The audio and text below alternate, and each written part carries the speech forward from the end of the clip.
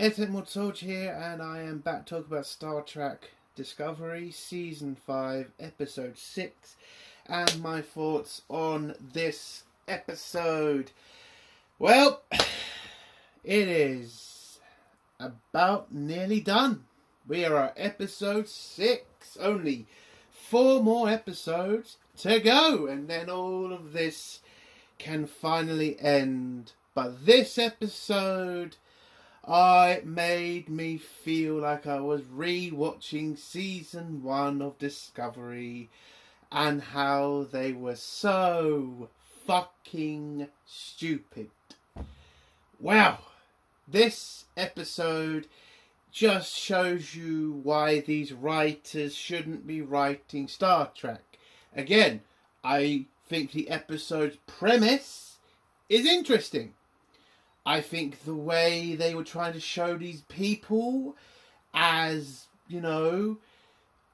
a species that's just coming out of the Stone Age was, again, interesting. There's parts of this episode that you could say, if there were Star Trek writers writing this, this would have been a hell of an interesting episode. Unfortunately, it's Discovery writers that are writing this, and that's why the story was boring, stupid, and just insultingly bad. Now, I will spoil one thing at the beginning here. Well, maybe not, but I'm just going to say, I'm going to give you a quiz. There's a scene where there is a race going on, and it's between Michael and Tilly, and one of them needs to continue the race to, find a certain object. Who do you think the Discovery writers send to do the race, and who do you think they send to do something else? I'm going to let you mull that over, because you all know who they get to do the race, which makes no fucking sense. But anyway, listen, the episode, it's a crap episode. It is just not Star Trek. It is harder and harder to get through these episodes. It really is. Because there's no fucking original writing. This story has been told before in better, real Star Trek shows. The characters are still as unlikable as they were in the first season. Nothing seems to have changed. The acting has gotten worse. I honestly don't know how Michael Burnham's acting has gotten worse. Seriously. Like in The Walking Dead, she can act. In Star Trek Discovery, she is losing it. I don't know how that's happened. Maybe bad directing. Maybe she just doesn't care anymore. Who knows? And the rest of the cast, terrible all the way through. So, what would I give this episode out of 10? A 0. It's another 0. Again, I'm just done. There's nothing good about this episode. Breaking the Prime Directive again, when it's pretty easy to fix the problem that you put yourself in. But hey, fuck it. Let's just reveal technology to a species that doesn't know technology. It's just so fucking dumb. It really is. And again, there are ways you could have writ yourself out of this fuck up that you put yourself in. Or if you're going to do it in a story, there's a way for Michael to do all of the things she needs to do without breaking the Prime Directive. Like, seriously. There are things she could have done, then not break it. But again, Discovery writers, they want to be the rebellious type of dickheads, don't they? Every opportunity for them to try to break the Prime Directive, when it ever comes up, is something they want to do. And in some also, because I remember the last time, I think I had a fight with someone on Twitter about this, and they said, basically, didn't, the original series break the Prime Directive? Didn't Next Gen? No, they didn't. And when the Prime Directive ever came up, Do you know how important it was always handled and dealt with by the captains? It was taken very seriously because it's something you did not do. And in this episode, they break it, and it's just, again, so easy for them not to break it. So yeah, it's a 0 out of 10. We've got 4 episodes to go. It's nearly over. That's the only thing getting me through any of this anymore. And doing YouTube videos. Other than that, I'm done. I am done with this shit. So let's get to spoilers now. If you don't want to hear spoilers, leave in 3, 2, 1. So the episode starts off with Michael trying to find out from Stamets and Tilly about the clue they got from the other episode. It turns out they've been doing a shitload of tests on it, and they haven't been able to pick up anything from it. They figure out there's water inside it as well from the tests. So they're going to have to try to find some way of figuring out what water and scientists and how that's connected with each other. Then Michael tries to transport out of the science bay and then goes back to the white room where that spy bloke is. I completely forgot his name. And he basically gives her a fucking talking to about, Michael, you need to figure out which scientist was the one who planted the fucking thing. I don't fucking know, the piece. And it gives her a fucking notepad, and then we get a fucking, him telling us why he uses a notepad and how it's very rare, but he prefers it, blah, blah, blah. And he just gives her a list of scientists that she should try. And, yeah, sends her back to Discovery. She gives that to Stamets and Tilly. And they are able to figure out that it was a Denobulan. And then they're able to figure out that the Denobulan scientist had helped a pre-warp species. By the way, a pre-warp species 800 years ago, apparently, and it's still a pre-warp species. I mean, what? Seriously? So this culture is just fucking stupid then, right? But fair enough. Still a pre-warp culture, still in the Stone Age. 800 fucking years. I'm just saying, you could have done anything. You could have said this species... I don't know. Again, it's just so stupid. Like, no, I'm not going to get into that. But yeah, that's what they figure out. They head to the planet. When they get there, turns out the planet is not doing very well because one of the towers that the Denobulan made is not working properly. And so they need to go down there, try to fix that, whilst also trying to find the next clue. And, yeah, that's the plan. And once they scan the planet, they figure out that this species doesn't just communicate through talking with each other, they communicate through whistling at each other.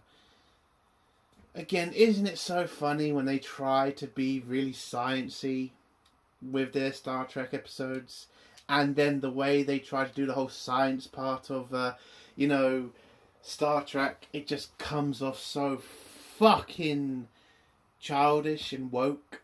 Whistling, really. Again, why? Any other way? Sign language, maybe they have, they can connect each other through their minds. No, it's just whistling. What the fuck? Oh, and they also have 3 genders. I can't believe Discovery helped these bigoted people. They should know there's no such... There's millions of genders. Only 3. Terrible culture. Absolutely terrible. Let's leave them to die, Discovery. How dare they only think there's 3 genders. Anyway. It is funny though. Again, it's just the first thing I thought of when they said that. Free gen is like, yeah, if you talk to a crazy liberal, they would still find that as blasphemy. Anyway, so they beam on the planet. Tilly and Michael head down to the planet, and they're gonna go, find the fucking next piece of the puzzle, next clue, and try to fix the water tower. We go to the doctor, who's with his grandma, who's a hologram. He's making her, for a project or something. And what annoyed me about the scene was the Spanish. Now, before you jump down my throat, people, I'm not annoyed they use Spanish. It doesn't make sense in Star Trek. They have fucking universal translators. That is, again, it becomes kind of pointless to say you should learn a new language when you have a fucking thing in your head that can already decipher it for you. And I get it. They want to bring in Spanish into Star Wars. Fair enough. But come on now. You gotta make it make sense. Okay? Maybe explain that he turned off his fucking universal translator. So he could talk. I don't fucking know. Okay, it just doesn't make sense. Like when the Klingons talk their own language. It's like, universal translator. We've all got them. They've all got them. It becomes pointless. So he's talking to his grandma. It turns out the doctor's having a kind of spiritual fucking journey now. I'm going to get his stuff out of the way because it's pretty fucking boring. So throughout the episode, he tries to go to his husband, asks him for help, and tries to fool him. Well, not fool him, but doesn't want to tell him that he's having a spiritual journey because his husband is a science guy, so he doesn't want to shock him. But they do a bunch of tests. He tries to tell his husband, Stamets, that he wants to just, check on his body after the whole Vulcan thing happened. And then he admits to his husband that he's having a spiritual journey. Stamets is completely fine with it. And, he's just connecting to God, I think. I don't know. Again, when it comes to the extra stories in Discovery, I kind of try to turn my brain off because it's just so pointless. But yeah, I think that's what is happening. He's connecting more with his most spiritual side, and that's his journey throughout this series so far. Okay? Oh, and Book was also in the episode trying to get some information about Mol and to make sure the Federation don't come down too hard on them. And their episode ends with the Doctor and Book eating some Mexican dish from the replicator and just, hanging out. That's all they did. What do you want me to fucking say? Seriously. So we go back to the main story, and I'm just going to get this over with quick because it's pretty fucking pointless. This entire episode, again, fucking pointless. So they meet up with some random fucking morons in a forest that are heading to some special place because they're doing a ceremony because it hasn't rained for a very long time. And on their way to that fucking spiritual place, I don't fucking remember what it's called, they hear about the stories about, what their religion is, the sacrifices that were made and how they need to do something like that again to reactivate the rains. Michael and Tendi already know that the reason the rains are not happening so often is because the water tower is damaged and they kind of need to fix it. So they get to the place, they meet up with a priest. He tells them all they're going to have to pray harder for water. And then his daughter comes up with the idea of the sacrifice run. But they don't call it a sacrifice run. They call it some other name. But again, that's what it is. And Michael and Tendi realise they need to get into the religious building, or the water towers, what it really is, and they need to find the clue that's inside. So they volunteer for the sacrifice run without asking any questions about what happens at the end. What, if you win, do you get what happens? I mean, again, seriously, none of them figured out through the stories about the girl who ran without drinking water, got to the tower and then died. You didn't connect that with what these idiots are doing with the temptation bowls and everything, and you don't think a fucking society that looks like it's just come out of the fucking Stone Age wouldn't be still sacrificing people for gods? Are you fucking stupid? All you idiots had to do was ask. Or, by the way, I don't know, maybe transport into this fucking religious building, the water fucking tower, and find the clue yourself. Like, all of this story didn't need to fucking happen.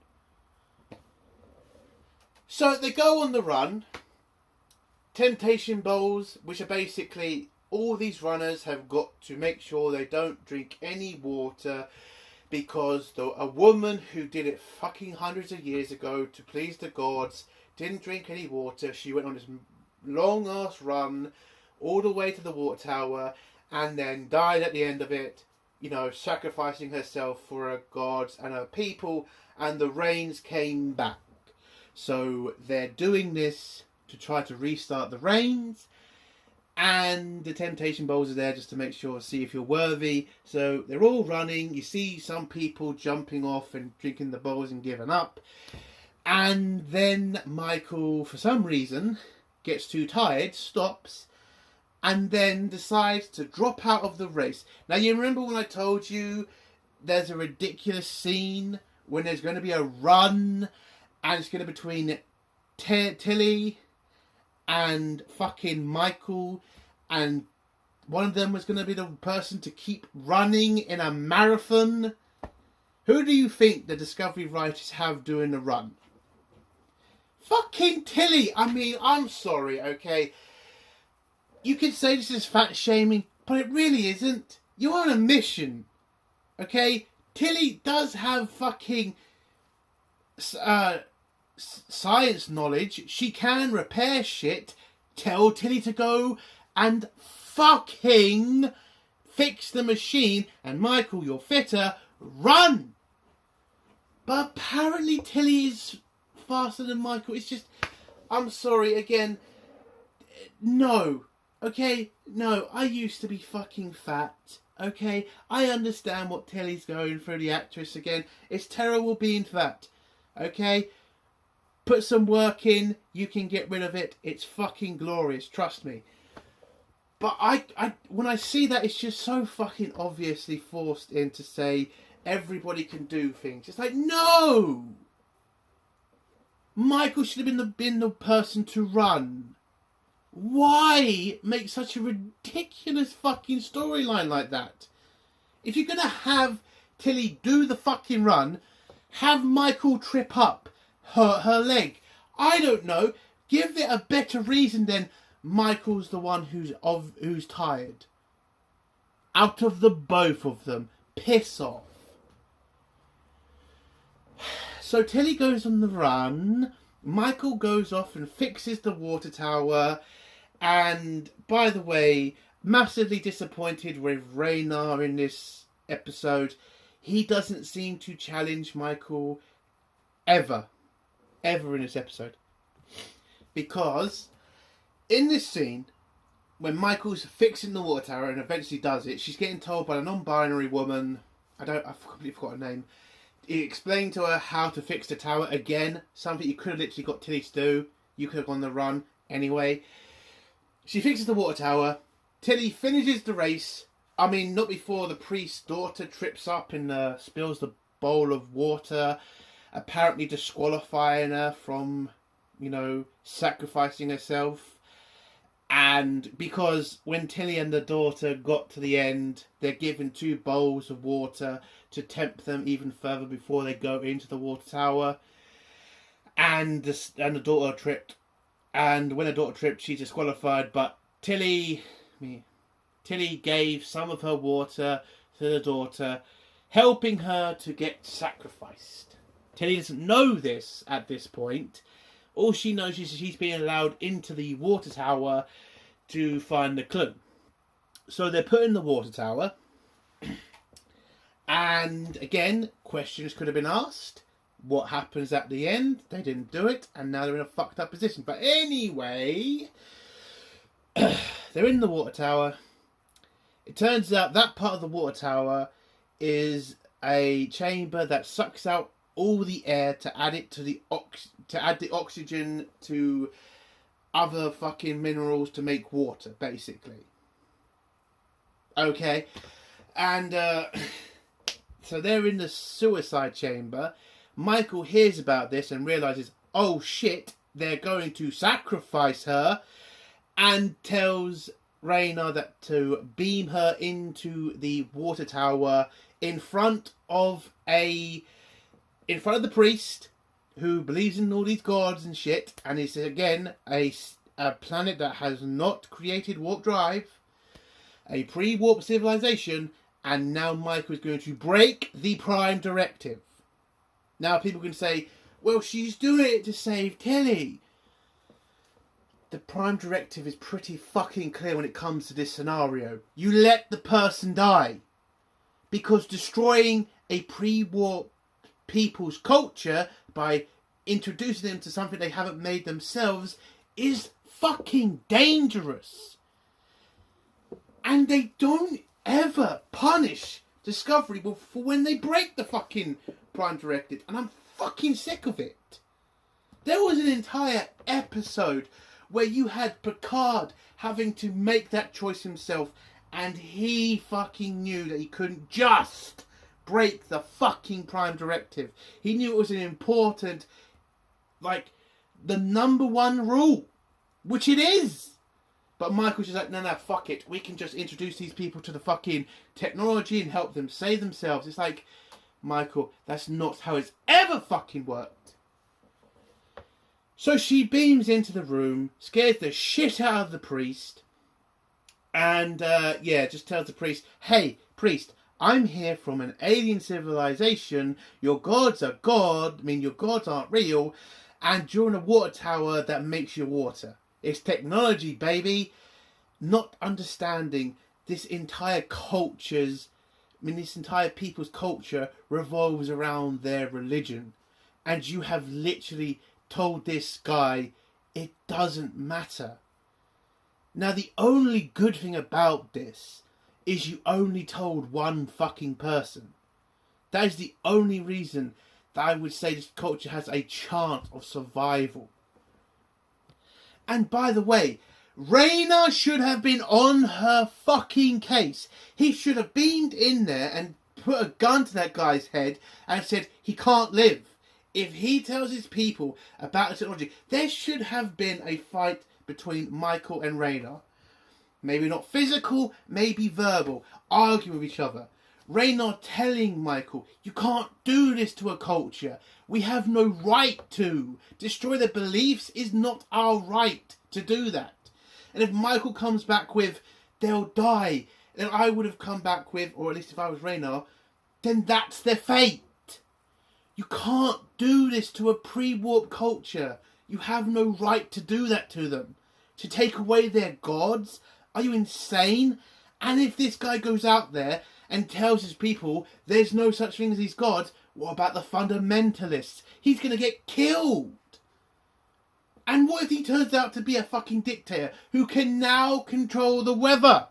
You have told him he is basically on top of the most powerful fucking thing on the planet. He controls the fucking rains. You better hope he doesn't have a god complex. Because if he does, Michael, you're fucked. And they're fucked. And that's when Raina should have, questioned her. He should have stood up to her at that point. And I'm just absolutely disappointed he didn't. So, Michael is able to convince the priest to open the door. He does. The air is then put back into the room. Tilly is saved. The daughter is still recovering. Michael brings down a med team to revive the daughter, which they do. And Michael and Tilly are able to figure out that some of the scratches on the wall are a clue to find the next clue. And they do, and that's how the episode ends. They find the clue and head off to find the progenitor's weapon or technology. Oh!